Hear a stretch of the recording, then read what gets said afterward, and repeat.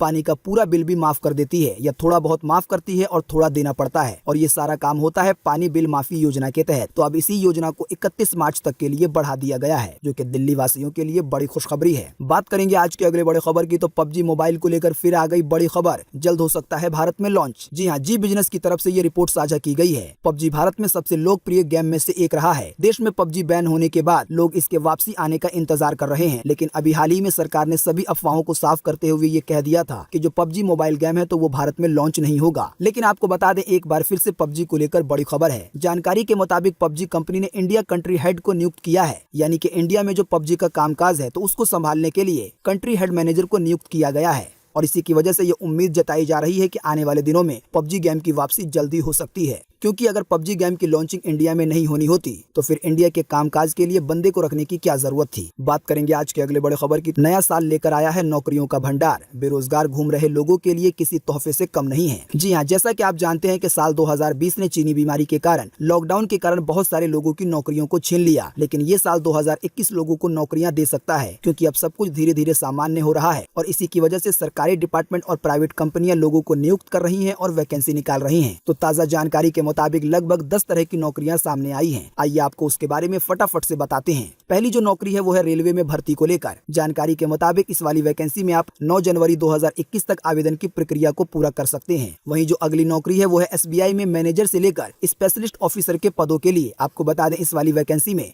11 जनवरी 2021 तक अप्लाई किया जा सकता है। वहीं जो तीसरी नौकरी है वो है इंडियन ऑयल कॉर्पोरेशन की तरफ से। इंडियन ऑयल कॉर्पोरेशन ने भी कई सारे पदों पर भर्तियां निकाली हैं और इस वाली वैकेंसी में आवेदन करने की अंतिम तारीख 15 जनवरी 2021 है। वहीं आपको बता दें कि भारतीय डाक में भी 4000 से ज्यादा पदों पर बम्पर भर्तियां हो रही हैं और इसमें आवेदन करने की अंतिम तारीख 20 जनवरी 2021 है। इसके अलावा आपको बता दें उत्तर प्रदेश को लेकर एक बड़ी खबर है। आपको बता दें उत्तर प्रदेश में जल्द ही लगभग 50,000 पदों पर भर्तियां होंगी अलग अलग डिपार्टमेंट में और इसकी सूची वगैरह तैयार कर ली गई है। जल्दी उत्तर प्रदेश की तरफ से काफी सारी नौकरियां आ सकती हैं। वहीं आपको बता दें कि पंजाब में नायब तहसीलदार के कई पदों पर भर्तियां निकाली गई हैं और इसमें आवेदन करने की अंतिम तारीख 8 जनवरी 2021 है। इसके अलावा आपको बता दें कि यूपी के राजकीय इंटर कॉलेज में भी प्रवक्ता के पदों पर बम्पर नौकरियां निकाली गई हैं और इसमें आवेदन करने की अंतिम तारीख 22 जनवरी 2021 है। इसके अलावा आपको बता दें कि इंटेलिजेंस ब्यूरो में 2000 से ज्यादा पदों पर भर्तियां निकाली गई हैं, यानी कि ये भर्तियां खुफिया विभाग की तरफ से निकाली गई हैं और इसमें आवेदन करने की अंतिम तारीख 9 जनवरी 2021 है। इसके अलावा आपको बता दें कि इलाहाबाद उच्च न्यायालय में भी कई पदों पर भर्तियां निकाली गई हैं और इसमें आवेदन करने की अंतिम तारीख 19 फरवरी 2021 है। साथ ही में आपको बता दें कि IIT भुवनेश्वर की तरफ से भी नॉन टीचिंग के कई पदों के लिए भर्तियां निकाली गई हैं और इसमें आवेदन करने की अंतिम तारीख 15 जनवरी 2021 है। तो दोस्तों अभी हमने आपको 10 तरह की वैकेंसी के बारे में बताया है। सभी वैकेंसी की जो योग्यता है, जो क्वालिफिकेशन है वो अलग अलग है और सभी नौकरियों की वैकेंसी देश के अलग अलग हिस्सों में निकाली गई है। अभी हम आपको थोड़ी देर में एक महत्वपूर्ण जानकारी बताएंगे जिसके जरिए आप जान पाएंगे कि आप इन वैकेंसी में कैसे अप्लाई कर सकते हैं, कहां से अप्लाई कर सकते हैं, अप्लाई करने के लिए क्या क्वालिफिकेशन होनी चाहिए, क्या योग्यता होनी चाहिए, यानी कि टोटल जानकारी प्राप्त कर पाएंगे। बात करेंगे आज के अगले बड़े खबर की, तो नए साल में पूरा होगा अपने घर का सपना। आज लॉन्च होगी DDA की हाउसिंग स्कीम। जी हाँ, नए साल पर दिल्ली वासियों के लिए अच्छी खबर है। अगर आप दिल्ली में घर लेना चाहते हैं तो दिल्ली विकास प्राधिकरण यानी कि DDA आपको मौका दे रहा है। दरअसल DDA आज यानी कि 2 जनवरी 2021 को अपनी हाउसिंग स्कीम लॉन्च करने जा रहा है। इस स्कीम के जरिए DDA 1350 फ्लैट बेचेगा, लेकिन आपको बता दें कि ये फ्लैट लकी ड्रॉ के रूप में दिए जाते हैं, यानी कि आपको फॉर्म भरना होगा। उसके बाद DDA अपनी तरह से फैसला लेगा कि फ्लैट किन लोगों को दिया जाना है या किस तरह से देना है। जानकारी के मुताबिक इस स्कीम में हिस्सा लेने के लिए आपको कहीं पर भी जाने की जरूरत नहीं है। आप अप्लाई करने का काम घर बैठे अपने मोबाइल फोन से, अपने कंप्यूटर से कर पाएंगे। अप्लाई करने के लिए आपको DDA की वेबसाइट पर जाना होगा। बात करेंगे आज के अगले बड़े खबर की, तो अब गाड़ी होगी फटाफट चार्ज। MG मोटर ने लगाया है super fast EV charging station. जी हाँ, MG मोटर और टाटा पावर ने 60 किलोवाट क्षमता का सुपर फास्ट सार्वजनिक इलेक्ट्रिक वाहन चार्जिंग स्टेशन लगाया है। ये तमिलनाडु और शहर का पहला super fast EV charging station है। ये नया public EV charging station CCS यानी कि कंबाइंड चार्जिंग सिस्टम के साथ लाया गया है। यानी कि जिस तरीके से अभी मोबाइल फोन फास्ट चार्जर के तहत बहुत जल्दी चार्ज हो जाता है, तो उसी तरीके से अब जो इलेक्ट्रिक गाड़ियां हैं जो कि बिजली से चार्ज होकर चलती हैं या चलेंगी, तो वो फटाफट से चार्ज हो जाएंगी। जानकारी के मुताबिक ये जो चार्जिंग स्टेशन लगाया गया है, तो यहाँ पर मात्र 50 मिनट में कार जो है वो 80% तक चार्ज हो जाएगी। बात करेंगे आज के अगले बड़े खबर की, तो रात को सोने से पहले पीते हैं दूध तो आपको बरतनी होगी सावधानियां। जी हाँ, जैसा कि आप जानते हैं कि दूध पीना सेहत के लिए बहुत ज्यादा फायदेमंद होता है। पूरी दुनिया में बहुत सारे ऐसे लोग हैं जो कि सोने से पहले दूध का सेवन करते हैं, लेकिन आपको बता दें कि अगर आप रात में दूध पीकर सोते हैं तो आपको कुछ सावधानियों का ध्यान रखना चाहिए ताकि आपके शरीर को कोई नुकसान न हो और दूध का पूरा फायदा मिले। दूध को लेकर ये ताज़ा जानकारी आई है, इसीलिए हमने सोचा कि आपको बता दें, क्योंकि बहुत सारे लोगों के घरों में बड़े या बच्चे भी दूध पीते हैं। जानकारी के मुताबिक आपको जब भी सोना हो तो उससे 1-2 घंटे पहले दूध पी लेना चाहिए। तुरंत सोने चले जाते हैं तो इससे आपके पाचन तंत्र पर नकारात्मक यानी कि खराब प्रभाव पड़ता है। साथ ही रात को ज्यादा मात्रा में दूध नहीं पीना चाहिए, बल्कि 1 गिलास काफी है। वहीं आप दूध में किसी भी तरह के प्रोटीन पाउडर को मिलाकर पीते हैं तो आपको दूध को गर्म करके ही इसका इस्तेमाल करना चाहिए। इन सभी बातों में जो एक सबसे मेन बात है वो ये है कि आपको सोने से 1-2 घंटे पहले दूध पी लेना है अगर आप रात में दूध का सेवन करते हैं तो। बात करेंगे आज के अगले बड़े खबर की, तो 2021 के पहले दिन बीते रोज सस्ता हो गया सोना। आइए बताएं सोने चांदी के ताजा भाव। जी हाँ, बीते रोज साल के पहले दिन मामूली सी 20 रुपए की गिरावट दर्ज की गई है। इस गिरावट के बाद अभी 10 ग्राम सोने की कीमत 49,678 रुपए हो गई है। अगर बात करेंगे चांदी की, तो चांदी के दामों में 404 रुपए की गिरावट दर्ज हुई और इस गिरावट के बाद अभी 1 किलो चांदी की कीमत 67,520 रुपए है। बात करेंगे आज के अगले बड़े खबर की, तो जिस दिन सरकार किसानों की बात मान लेगी उसी दिन मनाएंगे नया साल। किसानों ने नहीं मनाया है नया साल। जी हाँ, सर्दी अपने चरम पर है और रोजाना ही भयंकर ठंड के बड़े बड़े रिकॉर्ड बन रहे हैं। हमारे भारत में जो ठंड पड़ रही है तो ये कई सालों के रिकॉर्ड को तोड़ रही है, लेकिन हाड़ कपा देने वाली इस ठंड में भी किसानों का हौसला बुलंद है और उनका आंदोलन बीते रोज शुक्रवार को 37वें दिन भी जारी रहा। किसानों ने कहा कि सरकार जब तक उनकी मांगों को नहीं मान लेती वो इसी तरह से डटे रहेंगे। जिस दिन तीनों कानूनों को वापस ले लिया जाएगा तो किसान उसी दिन नए साल का जश्न मनाएंगे। जिन लोगों को पता नहीं है उन्हें हम बता दें इन शॉर्ट में कि अभी हाल ही में सरकार ने किसानों को लेकर 3 कानून पास किए थे, लेकिन बहुत सारे किसानों को यह कानून पसंद नहीं आया और इसी की वजह से लगभग 37-38 दिन से दिल्ली की अलग अलग सीमाओं पर इस भयंकर ठंड में किसान आसमान के नीचे अपना प्रदर्शन कर रहे हैं, आंदोलन कर रहे हैं। आप सोच सकते हैं कि इतनी ज्यादा ठंड जबकि लोगों को अपनी रजाई से, अपने कंबल से निकलने का मन नहीं करता है और ऐसे में किसान देश के अलग अलग जगहों पर रोड पर प्रदर्शन कर रहे हैं। आपको बता दें कि किसानी आंदोलन में अब तक कई किसानों की जान जा चुकी है और बड़े ही दुख से एक बार फिर ये कहना पड़ रहा है कि बीते रोज 37वें दिन एक बार फिर से एक और किसान की जान चली गई है हार्ट अटैक की वजह से। लेकिन किसानों ने कहा है कि जो इनकी जान गई है तो उसे हम बेजा नहीं जाने देंगे। बात करेंगे आज के अगले बड़े खबर की तो भारत में 4 और लोग हुए चीनी बीमारी के नए वाले प्रकार से संक्रमित, मरीजों की कुल संख्या पहुंची 29। जी हां, हमने आपको वीडियो के शुरू में चीनी बीमारी का ताजा अपडेट बताया था कि हमारे देश में चीनी बीमारी से कितने लोग ठीक हो चुके हैं, कितने नए मरीज मिले हैं। लेकिन आपको बता दें इन सब के पैरेलल में एक और चीनी बीमारी चल रही है जो कि चीनी बीमारी का एक नया रूप है जो कि ब्रिटेन में पाया गया था। आपको बता दें अब इसके भी मरीज हमारे भारत में मिलने लगे हैं। जानकारी के मुताबिक नए वाले चीनी बीमारी के मरीजों की संख्या कुल 29 हो गई है। आपको बता दें ये संख्या अभी बीते मंगलवार को केवल 6 थी, लेकिन ये भी संख्या अब बहुत तेजी से बढ़ रही है। बात करेंगे आज के अगले बड़े खबर की तो 8 जनवरी से फिर शुरू होंगी भारत और ब्रिटेन के बीच उड़ानें। एविएशन मंत्री ने दी है ये जानकारी। जी हां, चीनी बीमारी का नया रूप सामने आने के बाद भारत ने ब्रिटेन से आने वाली सभी उड़ानों पर 23 से 31 दिसंबर तक के लिए रोक लगा दी थी। लेकिन बीते रोज शुक्रवार को एक बार फिर से एविएशन मंत्रालय की तरफ से ये बयान आया है कि दोनों देशों के बीच एक बार फिर से 8 जनवरी से फ्लाइटें यानी कि उड़ानें शुरू हो जाएंगी। 23 जनवरी तक एक हफ्ते में केवल 15 उड़ानें ही भरी जाएंगी। बात करेंगे आज के अगले बड़े खबर की तो मुंबई की कोर्ट ने कहा कि कंगना ने घर बनाने में किया है नियमों का उल्लंघन। जैसा कि आप जानते हैं कि अभी हाल ही में कंगना रनौत का मामला कितनी तेजी से देश में फैला था। शायद आप लोगों को पता होगा कि अभी हाल ही में बीएमसी की तरफ से कंगना के स्टूडियो को तोड़ दिया गया था। लेकिन आपको बता दें इसी बीच एक और बड़ी खबर आई थी कि जो कंगना का घर है मुंबई में तो उसको भी नियमों का उल्लंघन करके बनाया गया है। जानकारी के मुताबिक मुंबई की एक कोर्ट ने कहा है कि अभिनेत्री कंगना रनौत ने खार स्थित अपना घर बनाने में स्वीकृति नक्शे का गंभीर उल्लंघन किया है, यानी कि नक्शे के तहत जैसा घर बनाना चाहिए वैसा नहीं बनाया है। कोर्ट ने अभिनेत्री की उस याचिका को खारिज कर दिया है जिसमें बीएमसी की कार्रवाई से अंतरिम तौर पर राहत मांगी गई थी। तो दोस्तों आने वाले दिनों में जो बीएमसी की कार्रवाई है वो कंगना रनौत के खार वाले घर पर भी हो सकती है। बात करेंगे आज के अगले बड़े खबर की तो इंतजार हुआ खत्म। 2 फरवरी को भारत में लॉन्च होगा PlayStation 5। इस तारीख से शुरू होंगे प्री ऑर्डर। जी हां, गेम के दीवानों के लिए बड़ी खबर है। ताजा जानकारी के मुताबिक PlayStation 5 को 2 फरवरी को भारत में लॉन्च किया जाएगा और इसके प्री ऑर्डर जानकारी के मुताबिक आप इसके प्री ऑर्डर यानी कि इस PlayStation 5 को Amazon से, फ्लिपकार्ट से, क्रोमा से, रिलायंस डिजिटल से यानी कि लगभग सभी ऑनलाइन प्लेटफॉर्म से खरीद पाएंगे। PlayStation 5 के एक वेरिएंट की कीमत 39,990 रुपए है,